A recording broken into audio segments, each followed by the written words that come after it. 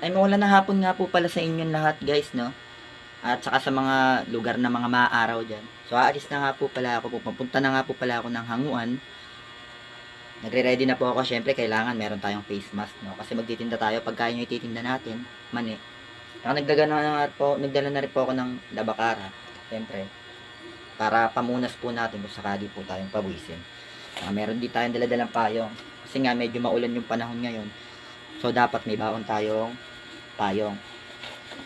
Saka dala-dala ko na rin po, dadalhin ko na rin nga po pala yung timba ko ito. Lalagyan po natin ng mani. So guys, tara samahan niyo po ako. Magpapaluto na po ako ng 1 kilo. So ito po tayo, naglalakad na po tayo papunta pong sakayan, ano. So may mga ano nga po pala dito.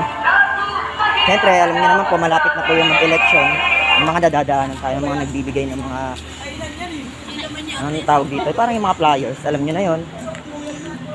Malapit na nga po pala ako sa may sakayan. Ang ginagawa po namin, pagka kung sakali po, wala po kaming mga puhunan, minsan po, humahango po muna kami sa may hanguan. O kaya, minsan ito po, iniwan po namin yung cellphone. Siyempre, lalo na kung meron po kami utang dito sa may hinahanguan namin. So, buhay vendor nga po, ganun po talaga yung ano namin, ano. Kasi minsan, alam niyo naman po, may mga biglaang bayarin. Tapos biglaan tumal. So, matipilitan ka talagang iwan yung mga gadgets mo kung ano pa man yung dala mo. Diba? Nandito na tayo sa may sakayan. Maghihintay na lang tayo ng bus na magpapasakay sa atin. Nga pala, siya nga pala. Wala pala akong bayad sa may ano, no? Sa may bus. Kasi nga po, mga vendor nga po. Medyo maingay na po siya. Naririnig nyo naman po yung mga busina. Diba? Saka kung ano-ano pa. May nagtatawag dito. Diba? So maghihintay na lang po tayo. Nandito na po tayo sa may Ditex Jollibee. Ayan. Hihintay na lang tayo ng bus. Magpapasakay sa atin. Marami naman tayo mga barkada dyan. Ayan nga. Nandito tayo sa may Ditex Jollibee. So ayan, ayan. So meron nga pala ditong Fermina aircon. Ayun, nakikita nyo sa may unahan na yun. So sana pasakayin tayo, no? Kung sakali man makasakay tayo, ay maraming salamat, ano? Kasi minsan may mga driver at saka mga conductor na pagka standing, hindi na tayo pinapasakay.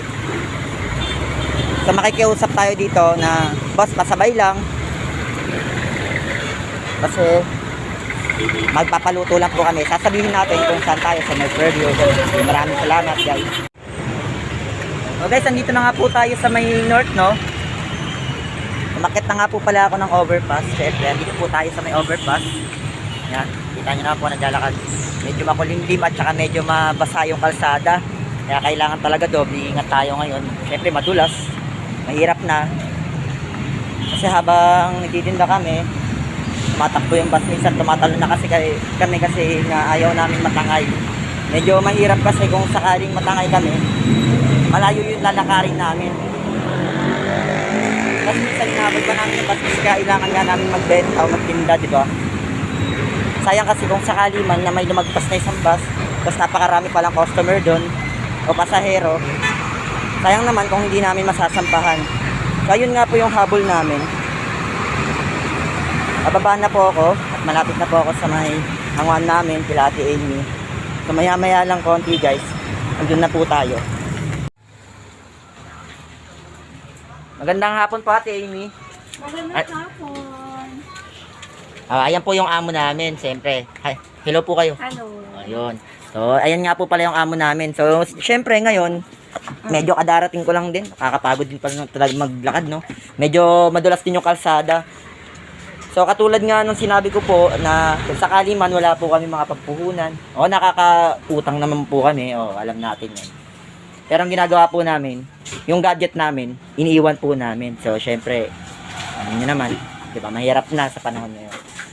So, kukuha tayo, magpapaluto tayo ng 3 kalahating mani. At saka 1/4 na kasoy po, Ate Amy.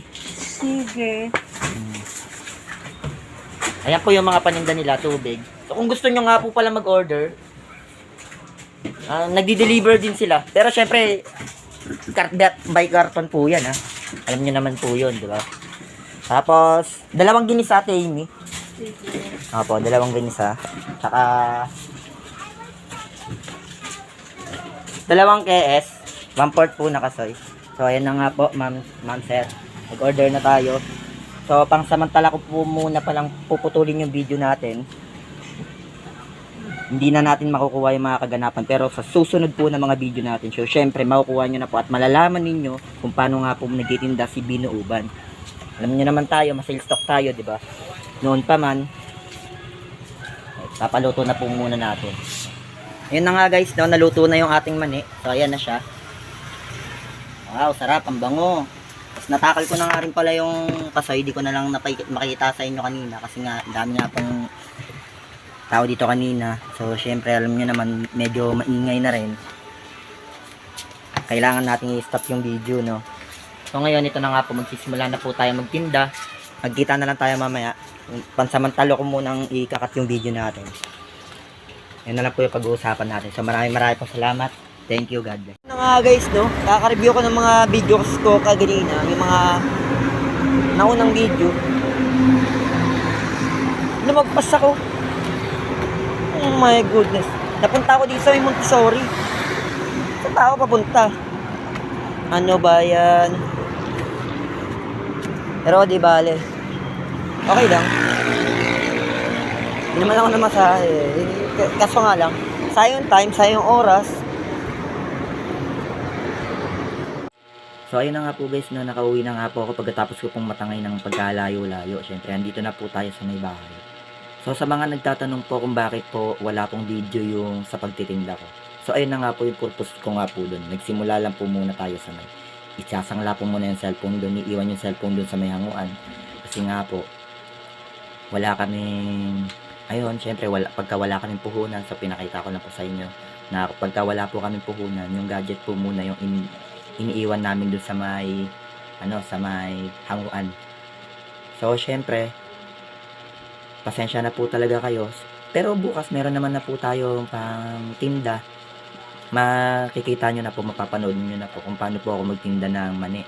At saka sa susunod na mga araw, syempre, isusunod natin yan. Lahat na po yan pag-uusapan natin kung paano po ako magtakatak, kung paano po ako magtinda ng crackers. So syempre, meron na po akong paninda. Bukas, makikita nyo na po kung paano po ako mag-alok. Opo. Huwag po kayo mag-alala. Makikita nyo po kung paano po ako mag-alok. Maraming nga po palang salamat sa kung sakali man na padaan to at mapanood nyo po ito. Pakishare na lang po ng video. Maraming po talagang salamat sa lahat, syempre. Tapos may YouTube channel na nga rin po pala tayo. Subscribe na lang po kayo, mga ma'am at sir, mga kabents ko dyan, guys. At saka shoutout na nga rin po pala sa chairman namin, si Melchor Pabon. Chairman. Ayun na po, marami pong salamat. Thank you, God bless.